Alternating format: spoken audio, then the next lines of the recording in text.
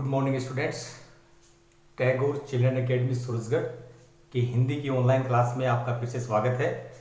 अपन 10th class के लिए तुलसीदास जी को देख रहे थे।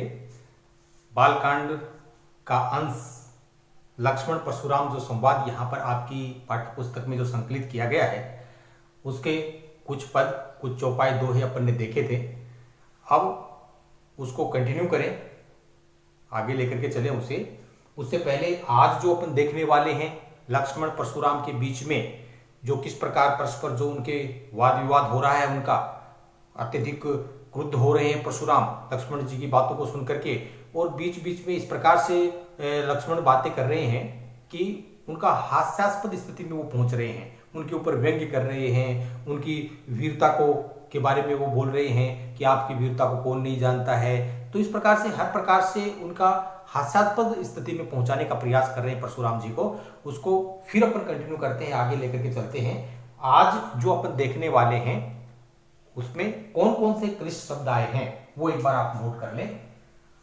क्लिष्ट शब्दों को मंद, मूर्ख, घालक, नष्ट करने वाला, राकेश, चंद्रमा, अबुध, मूर्ख, असंकु, निडर, कवल, ग्रास, खोरी, दोष, हटकहु, रोक लो, अछत, रहते हुए, पारा, कर पाना, मोहि लागी, मेरे लिए, साचा, सच में, गाधी सुनु, गाधी के पुत्र, विश्वामित्र की रिया है, हरियरे, हरा ही हरा, अयमय, लोहे की, ऊख में, ईख की, अबूझ, अज्ञानी, विदित, ज्ञात, नीके, अच्छी तरह, माथे काढ़ा, माथे मंड दिया, आनिए, ले आइए, व्यवहारिया, हिसाब लगाने वाला, गाढ़े, लड़ाकू, नवारे, मना करना, कृषाणु, अग्नि। इस प्रकार के ये क्लिष्ट शब्द हैं, इनके अर्थ जो है वो आप लिख लेना। देखो अपन कंटिन्यू करते हैं किस प्रकार से वार्तालाप चल रहा है लक्ष्मण जी और परशुराम जी का, क्या क्या बातें हो रही हैं, किस प्रकार से लक्ष्मण की बातें सुन करके परशुराम जो है वो और अधिक उनका क्रोध जो है वो बढ़ता जा रहा है। देखो, कौशिक सुनहु मंद यह बालक, विश्वामित्र से कहते हैं, विश्वामित्र जी से कहते हैं परशुराम जी कि हे कौशिक, हे विश्वामित्र, सुनो, मंद यह बालक, कि ये जो बालक है ना ये मूर्ख है। ये जो बालक है ये क्या है? मूर्ख है। कुटिल काल बस निज कुल घालक, ये कुटिल जो बालक है ये काल के वशीभूत होकर के अपने आज संपूर्ण परिवार को नष्ट करेगा, करवाएगा मेरे से, है? कुल घालक, कि अपने निज कुल घालक, अपने परिवार को मेरे से नष्ट करवाएगा। आज इसके कारण इसका संपूर्ण परिवार जो है नष्ट होने वाला है। ये बार बार मुझे इस प्रकार से प्रोत्साहित कर रहा है, बार बार मेरी क्रोधाग्नि को बढ़ा रहा है, और आज मैं इसे छोड़ने वाला नहीं हूं। ये इसके कारण, इसके कटु वचनों के कारण आज इसका संपूर्ण परिवार जो हो वो नष्ट होने वाला है। भानुवंश राकेश कलंको, ये सूर्य वंश रूपी चंद्रमा में कलंक के समान है। ये जो बच्चा है ये सूर्य वंश रूपी चंद्रमा में किसके समान है? कलंक के समान है। निपट निरंकुश अबुध असंकु, ये बहुत ही निपट, बहुत ही निरंकुश, स्वच्छंद है, कुछ भी बोल रहा है, स्वच्छंद है, इसके बोलने पर कोई नियंत्रण ही नहीं है।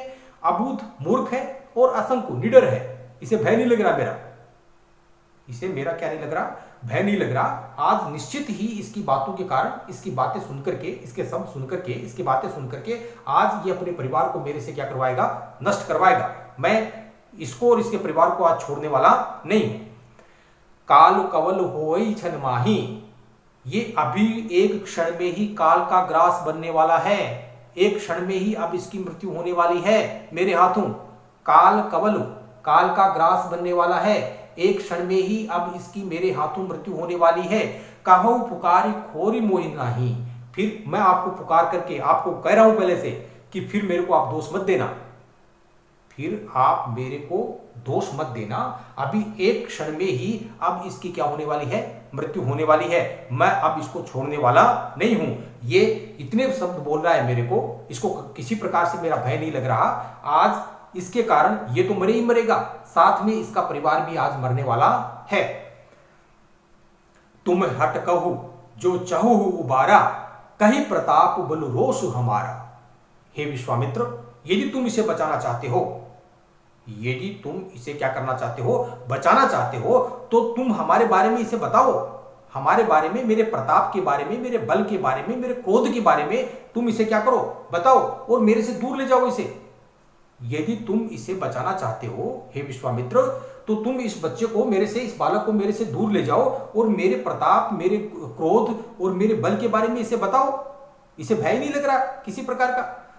हाँ, लखन कहु मुनि जस सुजसु तुम्हारा, लखन कहु मुनि सुजसु तुम्हारा, तुम्हारी अचित को बरने पारा। तो लक्ष्मण ने फिर उसकी क्रोधाग्नि, उनकी क्रोधाग्नि को बढ़ाने का प्रयास किया। उन्होंने कहा कि हे मुनि, आप दूसरों को कह रहे हो ये बताने के लिए कि मेरा बल, मेरा यश, मेरे प्रताप, मेरा क्रोध के बारे में बताओ। आपसे अच्छा और कौन बता सकता है? आप जब से आए हो तभी से आप अपना वर्णन कर रहे हो, जब से आप यहां आए हो तभी से आप अपने बारे में ही तो बता रहे हो। हैं, मैंने तो आपसे ही सुन लिया आपका सारा सब कुछ, सारा बल, सारा पराक्रम। आप कह रहे हो कि मैंने कई बार क्षत्रिय विहीन कर दिया है पृथ्वी को। तो आपसे अच्छा आपके पराक्रम के बारे में, आपके बल के बारे में, आपके क्रोध के बारे में और कौन बता सकता है? आपने बता तो दिया है। लखन कहू मुनि सुजसु तुम्हारा, कि हे मुनि, तुम्हारा जो यश है तुम्हें अछत को बरने पारा, तुमसे अच्छा और कौन वर्ण कर पाएगा? तुम बार बार अपना ही यश जो है बार बार मेरे को बता रहे हो, मैंने सुन लिया है। अपने मुंह तुम अपनी करनी, बार अनेक भांति बहुबरनी। तुम अपने मुंह से ही, अपने मुख से ही तुम अपनी करनी को बार बार अनेक प्रकार से मेरे सामने व्यक्त कर चुके हो। कई बार बता चुके हो तुमने क्या किया है, किस प्रकार से तुमने क्षत्रिय विहीन किया है पृथ्वी को, किस प्रकार से राजाओं का तुमने वध किया है। तो ये तो तुमने कई बार मेरे सामने वर्णन कर दिया इन सब बातों का। तो है, ध्यान से देखो, अपने मुंह तो अपनी करनी, कि अपने मुंह से तुमने अपनी करनी को, जो तुमने जो काम किए हैं, वीरता जनित जो तुमने काम किए हैं, वो अपनी करनी को बार अनेक भांतु बहुबरनी, तुमने अनेक बार उसको अनेक प्रकार से मेरे सामने तुमने उसका वर्णन कर दिया है। तो अब दूसरों के द्वारा बताने की आवश्यकता क्या रह गई? मैं तो तुम्हारे बारे में सब कुछ जान चुका हूं। हाँ, नहीं संतोष तय पुनि कछु कहूं। यदि फिर भी आपको यदि संतोष नहीं मिला है ना, फिर भी यदि आपको संतोष नहीं मिला है, तो फिर दोबारा मेरे को बता दो आप कि आपने कौन कौन से पराक्रमपूर्ण काम किए हैं, कौन कौन से वीरता जनित काम किए हैं। ये यदि फिर भी आपको संतोष नहीं मिला है तो आप मुझे दोबारा बता सकते हैं। जनि ऋषि रोग की दुसह दुख सहु, तुम बेकार में ही अपने क्रोध को रोक करके इतना दुख सहन कर रहे हो। तुम्हें इतना दुख सहन करने की, अपने क्रोध को दबाने की, और क्रोध को दबा करके जो तुम दुख सहन कर रहे हो, इतना दुख सहन करने की तुम्हें आवश्यकता नहीं है। तुम क्रोध करो मेरे ऊपर, और तुम जितना जो कुछ तुमने किया है ना, जितना जो तुमने आज तक कुछ किया है, वीरता जनित जो काम किए हैं, वो एक बता तो चुके हो तुम, और फिर भी तुम्हें संतोष नहीं मिला है तो तुम दोबारा मेरे को बता सकते हो। बताओ।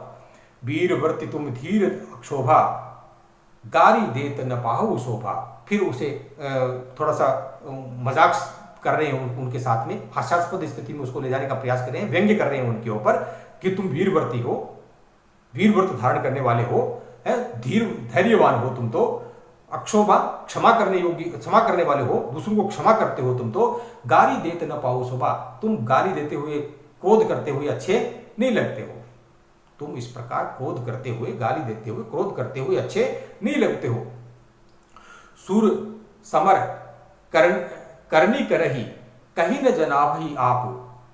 कि जो सूर होते हैं ना, जो वीर होते हैं, वो तो युद्ध में कुछ करते हैं, अपनी करनी का इस प्रकार से बखान नहीं करते, युद्ध में अपनी वीरता दिखाते हैं। वीरता जो की है उसका बार बार क्या नहीं करते, वर्णन नहीं करते। एक बार उनको शांत करने का प्रयास करते हैं, फिर उनके क्रोध को क्या कर देते हैं, बढ़ा देते हैं। तो उनसे एक प्रकार से लक्ष्मण जो हो खेल रहे हैं, कभी उनसे हास्य करते हैं, कभी उन पर व्यंग्य करते हैं, कभी उन पर क्रोध करते हैं। तो इस प्रकार से उनके क्रोध जो है ना, वो परशुराम समझ नहीं पा रहे कि मैं क्या करूं इस बच्चे का। उसे कभी उनके ऊपर क्रोध, उनका क्रोध जो है वो और अधिक बढ़ जाता है। फिर वो बच्चा, ये समझते छोटा बच्चा है, फिर वो अपने क्रोध को शांत करते हैं। फिर विश्वामित्र जी को कहते हैं कि आप इसे शांत क्यों नहीं करते, इसको मेरे से दूर ले जाओ, वरना ये खुद तो मरेगा, अपने परिवार को भी आप मेरे से आज क्या करवाएगा, मरवाएगा। पर लक्ष्मण जी जो है वो उनसे खेल खेल रहे हैं, कभी उनसे हंसी करते हैं, कभी उन पर व्यंग्य करते हैं, कभी उनको क्रोध को और बढ़ाने का प्रयास करते हैं। तो कहते हैं कि सूर समर करनी करही, कि जो सूर होता है ना, जो वीर होता है, वो तो युद्ध में युद्ध करता है। इस प्रकार से कहीं न जनावही आप, वो अपनी बातें कहता नहीं दूसरों के सामने, अपनी वीरता दूसरों के सामने बखान नहीं करता है। विद्यमान रहन पाए रिपु कायर कथु प्रताप, कि जो कायर होता है ना, वो ही अपने प्रताप को, अपनी महिमा को कहता है। पर जो वीर होता है ना, वो तो शत्रु को सामने देख करके उससे युद्ध करता है। तो यदि तो आप मेरे को शत्रु समझते हो तो मेरे से युद्ध कीजिए। इस प्रकार से प्रताप, अपनी महिमा का बखान करने का क्या आवश्यकता है? दूसरों को कह रहे हो कि आप मेरी महिमा, मेरे बल और मेरे क्रोध को बताओ, ये क्या आवश्यकता है? आप यदि मैं शत्रु मान रहे हो तो मेरे से युद्ध कीजिए। तो इस प्रकार से लक्ष्मण जो है वो उन्हें कभी उनके क्रोध को और अधिक बढ़ाते हैं, कभी उनसे हास्य करते हैं, कभी उनके ऊपर व्यंग्य करते हैं। तो इस प्रकार से खेल खेल रहे हैं परशुराम जी से। तुम तो कालु हाक जनुलावा, लक्ष्मण जी कह रहे हैं कि तुम तो कह ही रहे हो कि इस बच्चे की मृत्यु आने ही वाली है, तुम तो मेरी मृत्यु को साथ लेकर के आए हो, काल को साथ लेकर के आए हो, है? बार बार मोहि लागी बुलावा, तुम बार बार मेरे लिए उसे क्या कर रहे हो, बुला रहे हो। आप बार बार मेरे लिए उस काल को क्या कर रहे हो, बुला रहे हो, और मेरे लिए मृत्यु आप लेकर के आए ही हो साथ। सुनत लखन के वचन कठोरा, परशु सुधारी धरहु कर घोरा। लक्ष्मण की इस प्रकार की कठोर वचन सुनकर के परशुराम ने अपने परशे को हाथ में संभाला, पकड़ा मजबूती के साथ, और मारने को उद्यत हुए। परशे से मारने को क्या हुए, उद्यत हुए, तैयार हुए। सुनत लखन के वचन कठोरा, लक्ष्मण की इस प्रकार के कठोर वचनों को सुन करके परस सुधारी धरहु कर घोरा, अपने कठोर परशे को मजबूती के साथ उन्होंने पकड़ा अपने हाथ में। अब जनि देई दोष मोहि लोगो, और उन्होंने कहा कि हे, यहां पर उपस्थित जो व्यक्ति है, मैं उनको कह रहा हूं कि अब आप लोग मेरे को दोष मत देना। ये बच्चा जो है, ये बालक जो है, अपनी हर प्रकार की सीमाओं का अतिक्रमण कर चुका है, अब मैं इसे छोड़ने वाला नहीं हूं। मैंने एक बच्चे का, एक बालक का वध किया, इस बात का मुझे फिर क्या मत देना, दोष मत देना।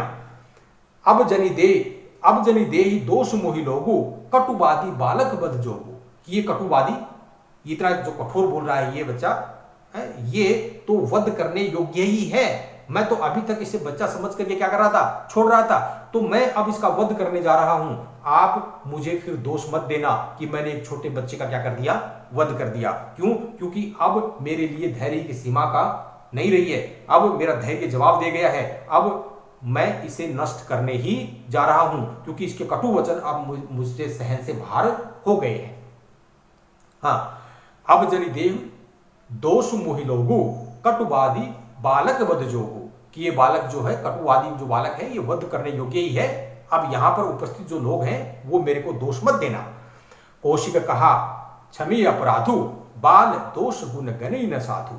जब बाल विलोक बहुत मैं बाचा, अब ये मनि हार भाषाचा, अब येहू मर निहार भाषाचा, कि बाल विलोक बहुत मैं बाचा, कि मैं अभी तक इसको बच्चा समझ करके इसे बचाने का क्या कर रहा था, प्रयास कर रहा था।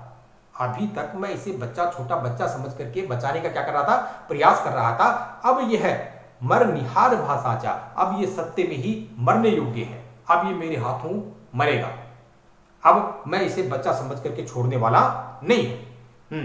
कौशिक कहा क्षमी अपराधु, बाल दोष गुण गणहि न साधु। तो जब परशुराम का इस प्रकार क्रोध बढ़ता हुआ देखा, परशुराम जी का क्रोध जब बढ़ता हुआ देखा, तो बीच में विश्वामित्र जी बोले कि आप इस बच्चे को क्षमा करें, हे मुनि, आप इस बच्चे को क्या करें, क्षमा करें। बाल दोष गुण गणहि न साधु, कि जो सज्जन व्यक्ति होते हैं, जो साधु प्रवृत्ति के जो व्यक्ति होते हैं, जो श्रेष्ठ जो पुरुष होते हैं, वो छोटे बच्चों के गुण दोषों की तरफ ध्यान नहीं देते, तो आपको शोभा नहीं देता कि आप छोटे बच्चे पर, इतने छोटे बच्चे पर आप इस प्रकार से क्रोध कर रहे हैं और आप इसका वध करने के लिए दौड़ रहे हैं, तो आपको ये शोभा नहीं देता। आप इसके गुण दोषों की तरफ ध्यान मत दीजिए और इसे क्षमा कीजिए। खर कुठार में अकुण को ही, आगे अपराधी गुरुदोही। तो वो विश्वामित्र जी से बोले कि खर कुठार, मेरे हाथ में ये कुठार है, ये मजबूत कुठार है, फरसा है, अक्रूण, और मैं निर्दयी हूं, क्रोधी हूं, क्रोधी स्वभाव का हूं, आगे अपराधी गुरुद्रोही, और मेरे आगे जो है ना, मेरे गुरु का अपराधी खड़ा है। मेरे गुरु का अपराधी, परशुराम के गुरु कौन? शिव। शिव धनुष, वो अभी तक यही समझ रहे थे कि शिव धनुष जो है वो लक्ष्मण जी ने तोड़ा है, क्योंकि वही बोल रहे थे। तो वो कह रहे हैं कि मेरे आगे मेरे गुरु का द्रोही खड़ा है, मैं कैसे छोड़ दूं, कैसे इसे क्षमा कर दूं? मैं, मेरे हाथों में कठोर फरसा है और इतना मैं निर्दयी हूं और क्रोधी हूं, और मेरे सामने, मेरी आंखों के सामने मेरे गुरु का द्रोही खड़ा है, मैं उसे कैसे क्षमा कर दूं? उत्तर देत छोड़ो बिनु मारे, केवल कौशिक शील तुम्हारे। ये इतना उत्तर भी दे रहा है मेरे को, बार बार मेरे से बार बार वाद विवाद कर रहा है। मैं अभी तक रुका हुआ था, अभी तक मैंने इसका वध नहीं किया था कि मैं आपके शील स्वभाव के कारण ही, आपकी विनम्र बातों के कारण ही, विश्वामित्र जी से कहते हैं कि आपकी विनम्र बातों के कारण ही मैंने अभी तक इसको छोड़ रखा है, नहीं तो अभी तक कभी का मैंने इसका वध कर दिया होता। मैं इतना क्रोधी होने के बावजूद मेरे हाथों में इतना कठोर फरसा है, मैं निर्दयी भी हूं, मुझे किसी पर दया नहीं आती है, और मेरे सामने आप सोच करके देखो, मेरे सामने मेरे गुरु का द्रोही खड़ा है और मैंने अभी तक इसको क्षमा किया है। तो अभी तक मैंने जो क्षमा किया है ना, वो आप ही के कारण किया है, आपके शील स्वभाव के कारण। आप इस प्रकार से जो विनम्र शब्द बोल रहे हो विश्वामित्र जी, इसी के कारण मैंने इसको क्षमा कर दिया, नहीं तो मैंने कभी का इसका वध कर दिया होता। हाँ, न तो यही काटी कुठार कठोरे, गुरहि उरिन होते हु श्रम थोरे। नहीं तो मैंने कभी का अपने कठोर कुठार से इसका वध कर दिया होता, और गुरु के ऋण से मैं कभी का ही क्या हो जाता, मुक्त हो जाता। थोड़ा सा मुझे परिश्रम करना पड़ता, मुझे इसका वध करने के लिए कोई ज्यादा मेहनत करने की आवश्यकता नहीं थी। मैं अपने कठोर फरसे से, थोड़े से परिश्रम से इसका क्या कर देता, वध कर देता, और मैं अपने गुरु के ऋण से भी क्या हो जाता, मुक्त हो जाता है। पर मैं रुका हुआ हूं केवल किसके कारण? आपके शील स्वभाव के कारण ही मैं अभी तक रुका हुआ हूं। गाधी सुनु कह हृदय हंसी। परशुराम की इस प्रकार की बातें सुनकर के विश्वामित्र अपने हृदय में ही हंसने लगे कि देखो परशुराम जी कैसी बातें कर रहे हैं, इसे छोटा बच्चा समझ रहे हैं, लक्ष्मण जी को और प्रभु श्री राम को कैसी बातें कर रहे हैं, ये वास्तविकता को समझ नहीं पा रहे, ये वैसा ही समझ जान रहे हैं जैसा पहले था, बल्कि आज समय जो क्या हो गया है, बदल गया है। ये तो उसी समय को याद करके कि मैंने कई बार पृथ्वी को क्षत्रिय विहीन कर दिया है, कई बार मैंने राजाओं का वध किया है, क्षत्रियों का वध किया है, वैसा ही समय आज भी समझ रहे हैं। तो ये बातें सुन करके विश्वामित्र जी तो वो अपने मन ही मन में क्या करने लगे, हंसने लगे। मुनि हरि हरि सूझ, कि मुनि को आज भी हरा ही हरा दिखाई दे रहा है। मुनि को, परशुराम जी को आज भी क्या दिखाई दे रहा है, हरा ही हरा दिखाई दे रहा है, कि वो समझ रहे हैं कि आज भी वह वैसे ही इन क्षत्रियों का, जिस प्रकार पहले क्षत्रियों का वध किया था ना, वैसे आज भी मैं इन बच्चों का वध कर दूंगा। जबकि इन्हें पता नहीं है इस बात का कि आए मैं खांड न ऊख में, कि ये ईंख से बनी हुई खांड नहीं है, बल्कि ये लोहे की बनी हुई खांड है। ये ईंख से बनी हुई खांड नहीं है, ईंख के गन्ने से बनी हुई खांड नहीं है, बल्कि ये लोहे की बनी हुई खांड है। इनको तुम आसानी से इनको पराजित नहीं कर सकते हो।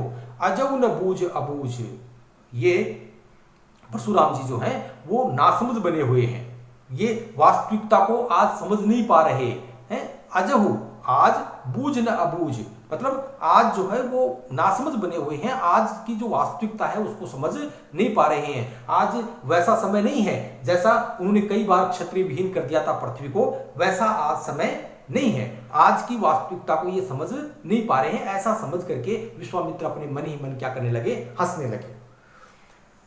कहेऊ लखन मुनिशील तुम्हारा, कहेऊ लखन मुनिशील तुम्हारा, जो नहीं जान विदित संसारा।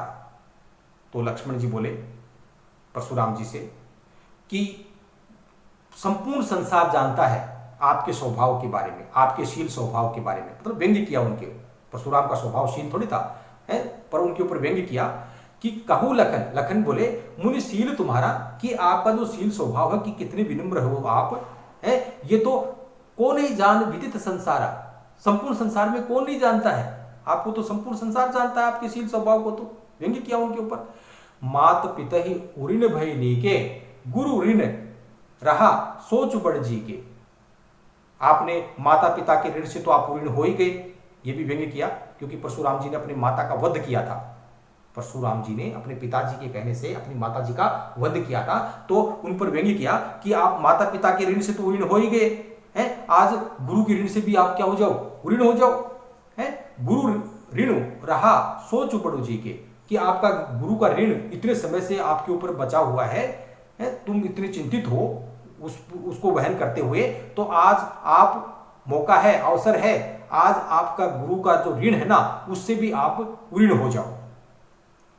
जो जनु हमरे ही माथे गाढ़ा, जो जनु हमरे ही माथे काढ़ा, दिन चले गए ब्याज बड़ बाढ़ा, कि इतने दिन हो गए हैं, इतने दिन से गुरु का ऋण जो है आपके ऊपर है, तो ऐसा लगता है कि उसका जो ब्याज है ना वो भी बहुत अधिक बढ़ गया है, और वो जो गुरु का ऋण है वो यहां ला करके हमारे माथे आपने क्या कर दिया है, मढ़ दिया है, कि हमें उस गुरु के ऋण को आपको क्या करना पड़ेगा, चुकाना पड़ेगा। तो हम आपके उस गुरु के ऋण को चुकाने के लिए क्या है, तैयार है। मैं अभी आपके उस गुरु के ऋण से आपको क्या कर देता हूं, ऋण कर देता हूं। क्या देखो, गुरु ऋण रहा सोच बड़ो जी के, कि आपके ऊपर गुरु का ऋण है, इससे आप चिंतित हो इस बात से कि गुरु का ऋण अभी तक आपने इतने समय बीत गया है, अभी तक गुरु के जो ऋण है वो आप उससे ऋण नहीं हुए हो, है। सो जनु हमरे ही माथे काढ़ा, दिन चले गए ब्याज बड़ बाढ़ा, कि इतने दिन जाने के बाद में उस गुरु के ऋण का जो ब्याज है वो भी बहुत अधिक क्या हो गया होगा, बढ़ गया होगा, और उस गुरु के ऋण को आपने हमारे माथे जो है वो क्या कर दिया है, मढ़ दिया है, तो हम उसको चुकता करेंगे। मैं आज आपके गुरु के ऋण से आपको क्या कर दूंगा, मुक्त कर दूंगा।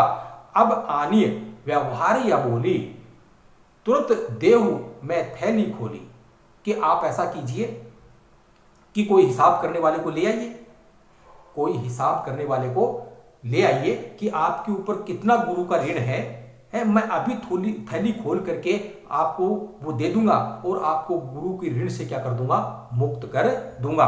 तो एक प्रकार से उनके ऊपर उनका हास्य कर रहे हैं, उनके ऊपर हंसी कर रहे हैं, उन पर व्यंग्य कर रहे हैं लक्ष्मण जी, कि कह रहे हैं कि आपके ऊपर गुरु का ऋण जो हो इतने समय से चढ़ा हुआ है, तो आज मैं आपके गुरु के ऋण को चुकता कर दूंगा, उस गुरु के ऋण से आपको मुक्त कर दूंगा। आप ऐसा कीजिए कि ऐसा लगता है कि 3 दिनों से उसका ब्याज भी बहुत अधिक बढ़ गया है, तो आपको हिसाब करने वाले को ले आइए और मैं हिसाब आज उसका चुकता कर ही देता हूं, गुरु के ऋण से भी आपको मुक्त कर देता हूं। अब आनी है व्यवहार या बोली, तुरंत देहु मैं थैली खोली, सुनी कटु वचन कुठार सुधारा, हाय हाय सब सभा पुकारा। इस प्रकार के लक्ष्मण के कटु वचन जब सुने ना परशुराम जी ने, तो परशुराम जी ने क्रोधित होकर के अपने कुठार को, अपने पर्चे को पुनः संभाला, मारने के लिए उद्यत हुए, तैयार हुए। तो वहां उपस्थित जो लोग थे ना, सभा, वहां जो उपस्थित जो लोग थे, राजा थे, वो हाय हाय करने लगे, उन्हें वो भयभीत हो गए कि अब परशुराम जी हम वो लक्ष्मण को छोड़ने वाले नहीं हैं, अभी तुरंत ही वो इसका क्या कर देंगे, वध कर देंगे। तो सारी जो सभा है वो हाय हाय करने लगी। भृगुवर परशु दिखावई मोही, विप्र विचार बचेहु नृपदोही। पर लक्ष्मण जी फिर भी शांत नहीं हुए हैं, वो फिर उन्हें और अधिक उद्दीप्त करने का प्रयास करने लगे और उनकी अग्नि को प्रज्वलित करने का प्रयास कर रहे हैं कि भृगुवर, हे भृगुश्रेष्ठ, हे भृगुश्रेष्ठ परशुराम, परशु दिखावई मोही, तुम बार बार ये परसे को मेरे को क्या दिखा रहे हो, बार बार मेरे को ये परसा क्यों दिखा रहे हो। द्विज देवता घर विप्र विचारी बचे हो नृपदोही, कि मैं तो आपको ब्राह्मण समझ करके अभी तक छोड़ रहा था, मैं तो आपको ब्राह्मण समझ करके अभी तक क्या कर रहा था, छोड़ रहा था, नहीं तो क्षत्रिय द्रोही, क्षत्रियों का शत्रु जान करके मैं आपको अभी आपका सामना करता, आपसे युद्ध करता। तो मैं तो आपको अभी तक मैं आपसे को छोड़ रहा था, क्या जान करके, आपको विप्र जान करके, विप्र विचारी बचहु नृपद्रोही, कि मैं ब्राह्मण समझ करके अभी तक आपको छोड़ रहा था। मिले न कबहु सुभट रन गाढ़े, द्विज देवता घर ही के बाढ़े।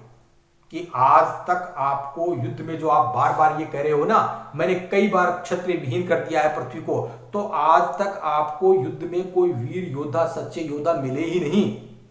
आज तक आपको युद्ध में कोई सच्चे योद्धा, वीर योद्धा जो है वो मिले ही नहीं है। द्विज देवता घर ही के बाढ़े, हे ब्राह्मण देवता, आप अपने घर में ही पराक्रमी बने हुए हो, आप अपने आप में ही पराक्रमी बने हुए हो, आप अपने मन में ही पराक्रमी बने हुए हो। आज तक आपको अच्छे योद्धा से आपका सामना हुआ ही नहीं। अच्छे योद्धा से यदि सामना हो जाता ना, तो आपके पराक्रम का आपको पता चल जाता। अनुचित कही सब लोग पुकारे, सभी लोग पुकारने लगे कि लक्ष्मण को इस प्रकार की बातें परशुराम जी से नहीं करनी चाहिए, है ये अनुचित बोल रहे हैं, इस प्रकार की बातें नहीं बोलनी चाहिए। जब लोगों ने ये कहा, लोग ये कहने लगे कि लक्ष्मण को इस प्रकार की बातें उनसे नहीं कहनी चाहिए, तो प्रभु श्री राम जो थे वो बीच में आए और रघुपति सह नहीं लखनऊ निवारे, कि अपने नेत्रों के इशारे से ही, अपने आंखों के इशारे से ही उन्हें लक्ष्मण को चुप रहने के लिए कहा, उन्हें शांत रहने के लिए कहा। लखन उत्तर आहुति सरिस भृगुवर कोप कृशान, कि लक्ष्मण की जो बातें हैं, लक्ष्मण की जो कथन हैं, वो परशुराम की क्रोध रूपी अग्नि में आहुति का काम कर रहे थे। परशुराम की जो कथन है, परशुराम की जो बातें हैं, लक्ष्मण की जो बातें हैं, लक्ष्मण जो उनसे कह रहे थे, वो परशुराम की क्रोध रूपी अग्नि में आहुति का काम कर रहे थे। अर्थात लक्ष्मण के जो कथन है वो उनके क्रोध को और अधिक क्या कर रहे थे, बढ़ा रहे थे, और उनके क्रोध को और अधिक बढ़ता देख करके प्रभु श्री राम जो थे वो बीच में आए और बढ़त देखी, उनके क्रोध को बढ़ता हुआ देख करके जल सम वचन बोले रघुकुल भानु, रघुकुल के सूर्य, रघुकुल शिरोमणि प्रभु श्री राम जो थे वो शीतलता करने वाले जल के समान शीतल वचन जो थे उनसे बोले और उनके क्रोध को जो थे वो शांत करने का उन्होंने प्रयास किया। तो ये लक्ष्मण परशुराम जो संवाद है वो यहाँ पर आपका ये आज कंप्लीट हो गया है। ठीक है, इसमें कोई भी बात समझ में नहीं आई तो मेरे इस वीडियो को आप पुनरावृत्ति करके आप अच्छी तरीके से सुन लेना, अच्छी तरीके से सहजता से समझ में आ जाएगी। नहीं भी आती है तो मेरे व्हाट्सएप नंबर पर आप मेरे पास मैसेज करें, मैं एक बार दोबारा उसका आपको सरलार्थ जो है वो करके बताऊंगा। इसमें आपकी जो पाठ्य पुस्तक में जो प्रश्न दिए गए हैं उनको एक बार देखें, उसमें नजर डालें आप कि क्या क्या पाठ्य पुस्तक में जो प्रश्न दिए गए हैं वो कौन कौन से हैं। भृगुसुत से तात्पर्य यहाँ पर क्या है, भृगुसुत निश्चित है परशुराम जी से है। रघुकुल भानु संज्ञा किस पात्र के लिए की गई है, रघुकुल भानु, रघुकुल के सूर्य कौन, प्रभु श्री राम। शिव धनुष भंग होने पर कौन कुपित होता है, शिव धनुष भंग होने पर परशुराम जी कुपित होते हैं। प्रसंग में गाधी सुनो किसके लिए प्रयोग किया गया है, विश्वामित्र जी के लिए, विश्वामित्र जी के लिए प्रयोग में लिया गया है। परशुराम लक्ष्मण को मंद बुद्धि क्यों कह रहे हैं, मंद बुद्धि इसलिए कह रहे हैं कि वो बार बार ये कहते हैं कि तुम मेरे पराक्रम को जानते नहीं हो, तुम मेरे क्रोध को नहीं जानते हो, हैं तुम ये नहीं जानते हो कि मैंने कई बार क्षत्रिय विहीन कर दिया पृथ्वी को और आज निश्चित ही मेरे हाथों तुम्हारा वध होगा। इस कारण से तुम बार बार मेरे क्रोध को बढ़ाने का प्रयास कर रहे हो, तो मेरे क्रोध को मत बढ़ाओ, इसलिए वो मूर्ख कहते हैं। जनक दरबार में बैठी सभा हाय हाय क्यों करने लगी, जनक दरबार में बैठी सभा हाय हाय इसलिए करने लगी क्योंकि लक्ष्मण जो थे वो परशुराम के क्रोध को हर पल बढ़ाने का प्रयास कर रहे थे और परशुराम जो थे वो अपने पर्शे को संभाल कर उन पर वार करने ही वाले थे। तब परशुराम के क्रोध को देख करके वो हाय हाय करने लगे। शिव धनुष भंग होने पर परशुराम क्यों कुपित हो रहे थे, क्योंकि शिव जो धनुष था वो उनके गुरु शिव का धनुष था और वो अपना अपमान समझते हैं इस प्रकार से कि किसने मेरे गुरु का अपमान किया है। शिव धनुष को भंग करके किसी ने मेरे गुरु का क्या किया है, अपमान किया है, तो मैं मेरे गुरु के अपमान का क्या लूंगा, बदला लूंगा और इससे मुझे गुरु के ऋण से क्या मिलेगी, मुक्ति मिलेगी। तो इस प्रकार से अपने गुरु का अपमान समझ करके वो उससे क्या हो जाते हैं, क्रोधित हो जाते हैं। शिव का धनुष कैसे टूट जाता है, लक्ष्मण जी उसका कारण बताते हैं कि प्रभु श्री राम ने तो उसे पुराना धनुष समझ करके उसे स्पर्श किया था और ये तो पुराना धनुष था, नया धनुष समझ करके उसे स्पर्श किया था और ये पुराना धनुष था, तो स्पर्श करते ही ये क्या हो गया, टूट गया। इसमें प्रभु श्री राम का कोई क्या नहीं है, दोष नहीं है, ये लक्ष्मण जी कहते हैं। यह कुमड़बतिया को नाही पंक्ति में लक्ष्मण की कौन सी विशेषता का यहाँ पर पता चलता है? परशुराम जब बार बार डराने का प्रयास करते हैं ना लक्ष्मण जी को, तब उन पर व्यंग्य करते हैं कि यहाँ पर कोई भी छुई मुई का पेड़ नहीं है कि जिसे तर्जनी यदि दिखाई जाए तो वो जल करके भस्म हो जाएगा या मुरझा जाएगा। वो ऐसा कोई भी नहीं है। आपके भय से, आपके प्रताप से हम डरने वाले नहीं हैं। लक्ष्मण परशुराम संवाद प्रसंग के आधार पर परशुराम के चरित्र की किन्हीं दो विशेषताओं पर प्रकाश डालिए। देखो, एक तो परशुराम जो है वो क्रोधी हैं, क्रोधी स्वभाव के हैं। दूसरी, वो आत्म प्रशंसा करते हैं, स्वयं की प्रशंसा करते हैं, स्वयं ही अपने वीरत्व का, स्वयं ही अपने पराक्रम का बखान करते हैं वहां पर जो उपस्थित सभा है उसके सामने, और बार बार क्रुद्ध हो रहे हैं। तो क्रोधी स्वभाव के हैं। इस प्रकार की विशेषताओं को देख सकते हैं आप। लक्ष्मण परशुराम संवाद का कथासार अपने शब्दों में लिखिए। कथासार मेरे संपूर्ण वीडियो को आप देखेंगे और उसका सारांश जो है वो आप इसमें लिखेंगे। लक्ष्मण परशुराम संवाद की भाषा की विशेषताएं, किस प्रकार के भाषा जो है ना वो इसमें प्रयुक्त की गई है। देखो, इसमें तत्सम शब्द, तद्भव शब्दों का मिश्रण जो है वो देखने को मिलता है। तत्सम शब्द प्रयोग में हुए हैं, तद्भव शब्द, इसमें लोकोक्ति मुहावरों का भी प्रयोग जो है वो देखने को मिलता है। ठीक है ना। इसमें संवाद शैली जो है उसका प्रयोग किया गया है। दोहा, चौपाई, छंद आदि का प्रयोग इसमें देखने को मिलता है। गेय शैली है। तो इसमें जो जो बातें मैंने पहले प्रारंभ में बताई भी थी, इस प्रकार की अवधि भाषा का सुंदर ज्ञान है, ऐसा हमें प्रतीत होता है तुलसीदास जी को। तो ये सब बातें देखने को मिलती है इसमें। तो ये आप इसमें जो क्वेश्चन करेंगे, प्रश्न जो आपको करने हैं वो एक बार आप नोट कर लें। नोट कर लें। नंबर 1, लक्ष्मण परशुराम संवाद, नोट करें, लक्ष्मण परशुराम संवाद के आधार पर परशुराम के चरित्र की किन्हीं दो विशेषताओं पर प्रकाश डालिए। यह प्रश्न करना है आपको। नंबर 2, लक्ष्मण परशुराम संवाद की भाषा की विशेषताएं बताइए। भाषा की विशेषताएं बताइए, ये करना है।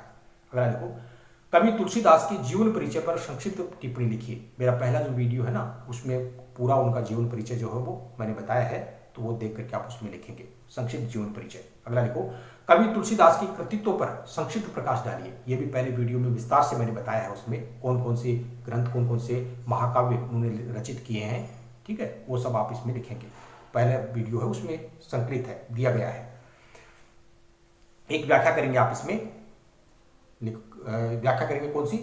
लिखो, बिहसी लखनऊ बोले मृदुबानी, बिहसी लखनऊ बोले मृदुबानी, टेस्ट टेस्ट करके, जे तर्जनी देख ही डर जानी, जे तर्जनी देख ही डर जानी, ये आप व्याख्या करेंगे इसमें। ठीक है ना। ये आपका द्वितीय जो अध्याय है तुलसीदास जी का द्वितीय जो अध्याय है वो आज यहां पर आपका संपूर्ण हुआ। अब नेक्स्ट जो अध्याय जो है आपका, आपकी टेक्स्ट बुक में, आपकी पाठ्य पुस्तक में, वो कल से अपन शुरू करेंगे।